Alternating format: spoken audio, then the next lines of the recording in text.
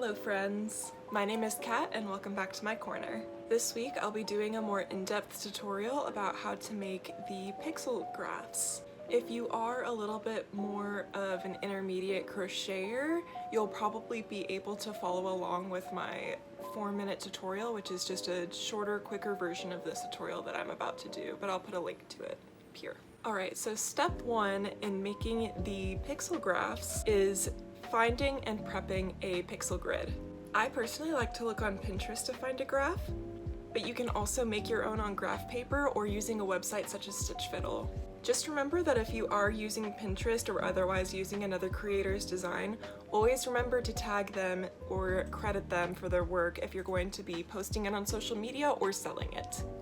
I'm going to be using this design by Omacha on Pinterest. Now, looking at my design, I'm going to see that it takes 15 pixels across and 14 pixels up and down. But I'm going to add 2 rows to each side. Luckily, this creator already did this in their graph, but you're going to want to add 2 rows on each side to make sure that your design is clear and readable to the viewer. So now the dimensions of my work are going to be 17 by 16. Now that you've prepped your pixel graph, we can move on to step 2, which is making the base. For the base of our project, we're going to be using Tunisian crochet, which is widely regarded as the baby of crochet and knitting. I am personally going to be using a weight 4 yarn, which typically calls for a 5mm hook.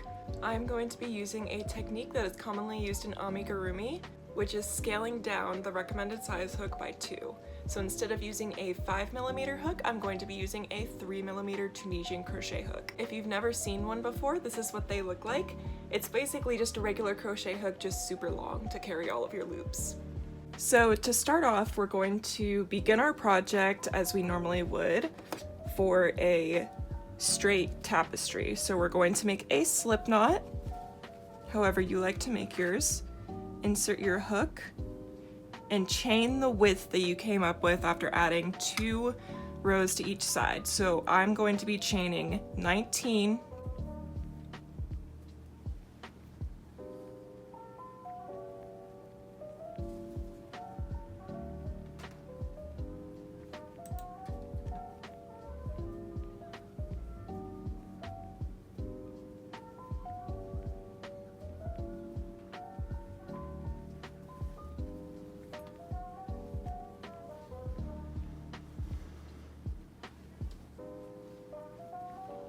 and now that we have our chain, we're going to start with our Tunisian crochet.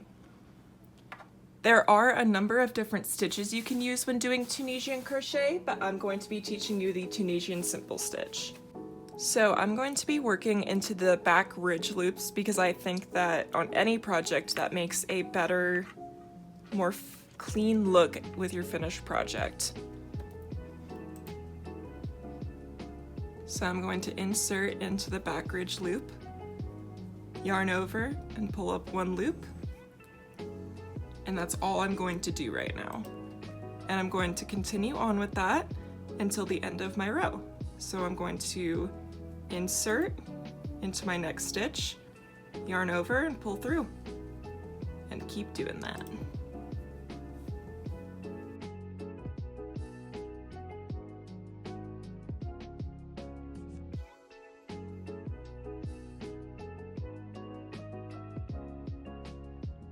So now that we've reached the end of the row, we should have something that looks like this. And I'm sure now you can see why these hooks typically are so long, so they can hold all of the loops you'll be pulling up. So the amount of loops that you have on your hook should match the amount of chains that you made. So I made 19 chains and I have 19 loops on my hook. And to start the second pass, notice how I say pass and not the second row because this is still technically the first row. We're going to chain 1 and then yarn over and pull through 2 all the way down. So I'm going to yarn over, pull through 2, yarn over, pull through 2, yarn over, pull through 2, and do that all the way down.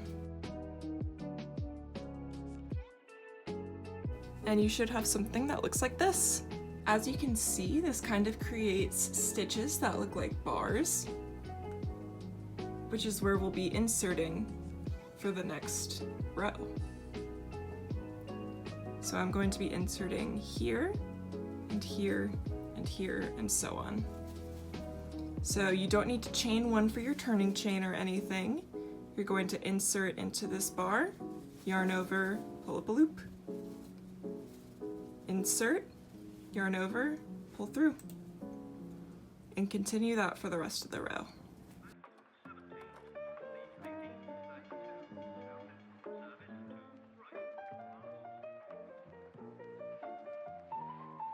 And when we get to the last stitch on our row, I'm going to show you where to insert because it can be kind of hard to see, but we're going to insert into this loop right here. So insert, pull up a loop,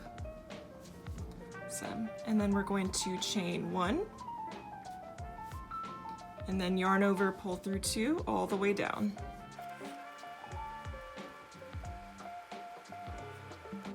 And that completes row 2. So you're going to continue this pattern until you have the amount of rows that you calculated as your vertical when you look at your pixel grid. So I'm going to have 18 rows when I'm done. All right, so now that I have 18 rows worth of the Tunisian crochet simple stitch, I'm on my last row and I'm going to finish my base by inserting my hook into each stitch and just slip stitching.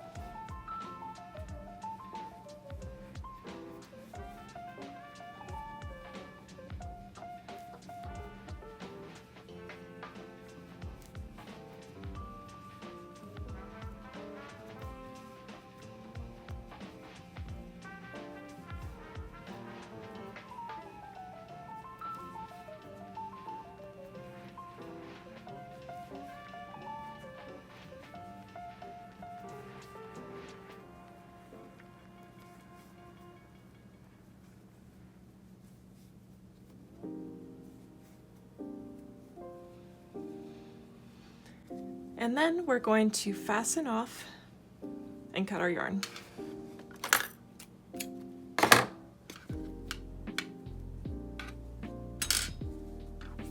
Now that we have our base, we are going to move on to step 3, which is cross stitching.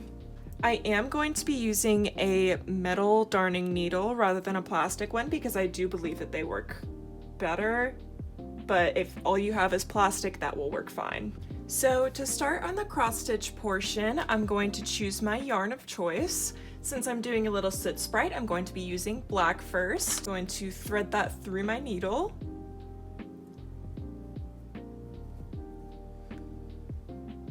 I'm going to start with this amount of yarn because for this technique it is better to work in shorter lengths of yarn just so it doesn't get tangled on itself. I'm going to start with the bottommost row of color. So since I have 2 rows of space on each side, I'm going to skip 2 rows. So these 2 bottom rows are going to be irrelevant for now.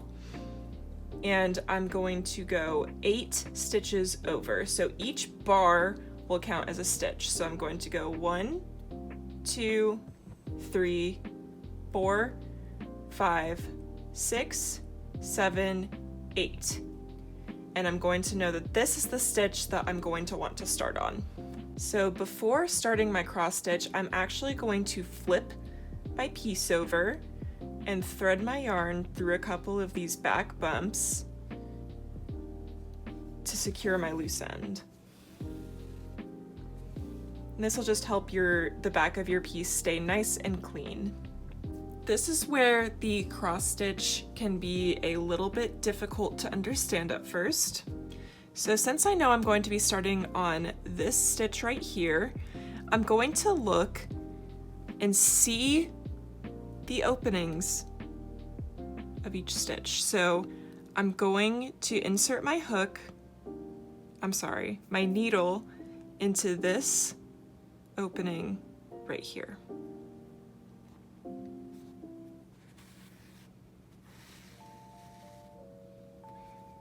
And then to create my first cross, I'm going to go down and insert into this hole right here. As you can see, it is sort of at the top of this bar and below this bar.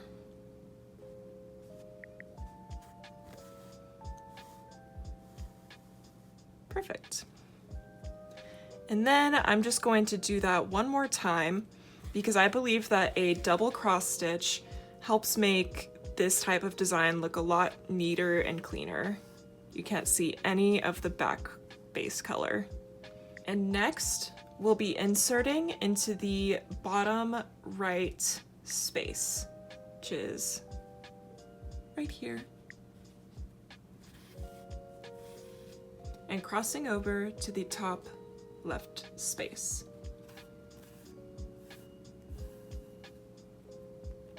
And repeat.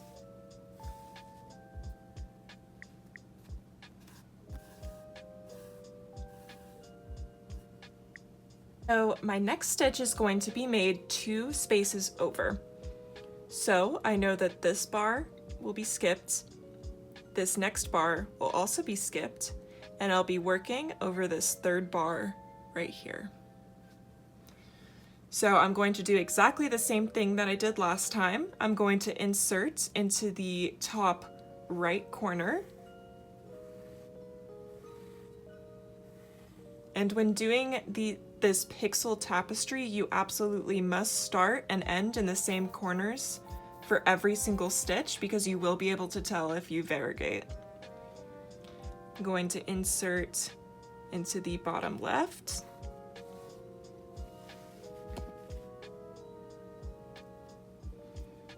Repeat.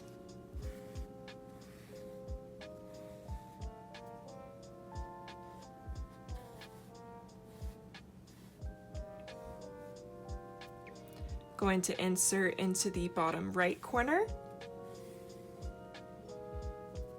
and insert into the top left corner.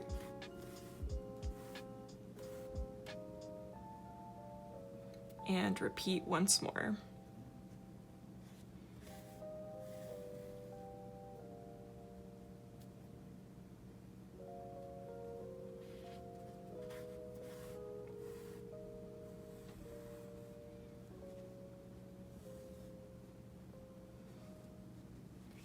And now my first row is complete. You're going to just continue following your graph.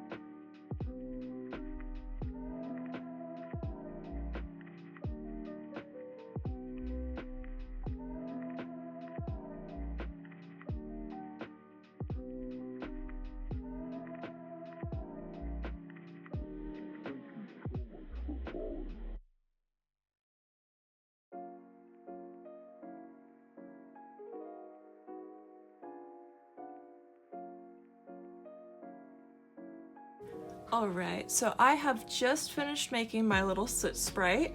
I decided against going in with the white just because for this little soot sprite it's only 2 colors and I do kind of really like the negative space effect that it's giving. But if you wanted to fill these edges in and make it more straight and make the piece stiffer, like the parts that are cross-stitched over, you totally can do that. I've done that with my other projects like this in the past. But yes, that is the tutorial. That is how you make these pixel graphs that look just like pixel art. Thank you guys so much for watching, and if you have any questions, please feel free to leave them and I'll answer them the best that I can. Thank you so much, and goodbye.